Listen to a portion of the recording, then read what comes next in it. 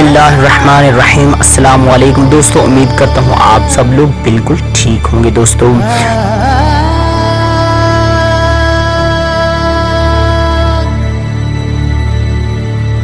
दोस्तों इससे पहले अब तमाम दोस्तों से रिक्वेस्ट है कि हमारे ताहिर टीवी प्रोडक्शन इस चैनल को सब्सक्राइब करके इस मेंबर बन जाइए और वीडियो को लाइक भी। अजान इसको मुकम्मल करने के लिए 22 लोग शहीद हुए।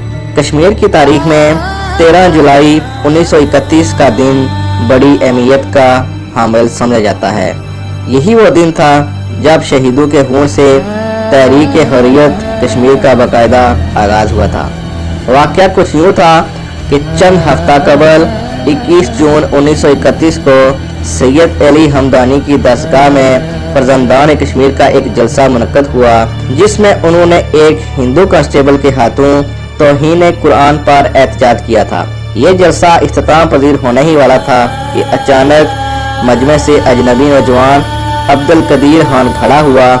इसने अवाम को मुखातब करते हुए उन्हें जुल्म के खिलाफ उठ खड़े होने की दावत दी। इस वाक़े के बाद रियासत की हुकूमत ने अब्दुल कदीर खान को गिरफ्तार कर लिया और इस पर अवाम को बगावत पर उकसाने का मुकदमा दर्ज कर दिया।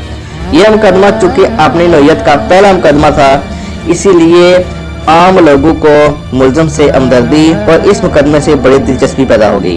13 जुलाई 1931 को सेंट्रल जेल कश्मीर में अब्दुल कदीर खान पर कायम करदा मुकदमे की समाअत का आगाज हुआ। इस मौके पर मुलजम से अखुवत और यकजहती के मुजाहरे के लिए हजारों अफराद जेल के अहाते के बाहर जमा हो गए। अभी मुकदमे की समाअत जारी थी कि नमाज ज़ोहर का वक्त हो गया।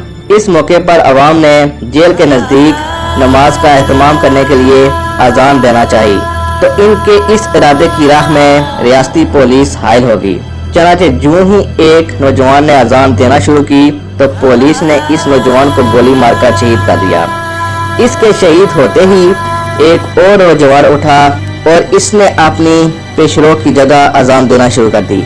पुलिस ने इस नौजवान को भी शहीद कर दिया। ये सिलसिला यूं ही जारी रहा और अजान की तकमील तक 22 फर्जंदान इस्लाम शहीद कर दिए गए। इस ईमान अफरोज वाक़े ने पूरी रियासत में आग लगा दी और कश्मीर में जदोजहद आज़ादी का बाकायदा आगाज हो गया।